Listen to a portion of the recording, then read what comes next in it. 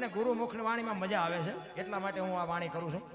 કારણ કે મહાપુરુષો, હું તમને સમજાવતો જો, આ મહાપુરુષો કે છે ને ગગન મંડળ આને કહે છે. આ સાંડલા આ શું કામ કરે લ્યો, વાહમ કરત ન હાલે. આ સાંડલા કરવાનું ચાલુ કર્યું તો કંઈક તો નક્કી કર્યું છે ને.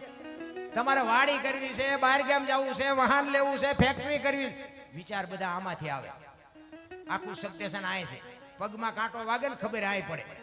જો દેહમાં જ બાપુ જરૂર છે જોવાની, બહાર આંટા મારવાનું કાંઈ છે જ નહીં.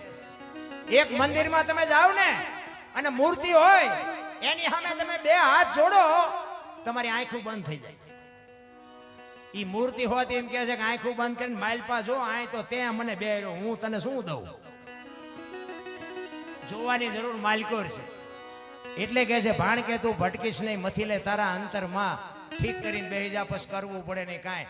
તમે બાપુ ધારો, આ જેટલું દેખાય એટલું બધું માણાએ ઊભું કર્યું છે ભગવાને. હે આ પેટી કયો, તબલા કયો, હાર્મોનિયમ કયો, બેન્જો કયો, આખો આખો શેડ કયો, લાઈટ કયો, આ બધું ઊભું તો માણાએ નથી કર્યું. તો હું એમ કહું છું કે તમે અમને બોલાવ્યા ને અમે આવ્યા, તો ઈશ્વરને બોલાવવા ન આવે? પણ એનો પ્રેમ જ નથી બાપુ, એનો ભાવ જ નથી. આપણે 500 ની નોટ નો ડટ્ટો હોય ને બાપુ, એમાં આપણે ગણતા હોય અને કોક આપણને બોલાવે, બોલવી કેવી સુરતા લાગી જઈ હોય કે એકાદી નોટ વધી જાય છે તો એકાદી નોટ આમ થાય છે. તો આવી સુરતાની જરૂર છે બાપુ. ઈને બીજું કઈ કામ નથી, તમે બોલાવો એની રાહ જ બેઠો છે. પણ આપણી સુરતા નથી. સુરતા હોય ને બાપુ એ તરત જ આવે. જોકે આવા ભગીરથ કાર્ય બાપુ ઈ જ કરાવે છે.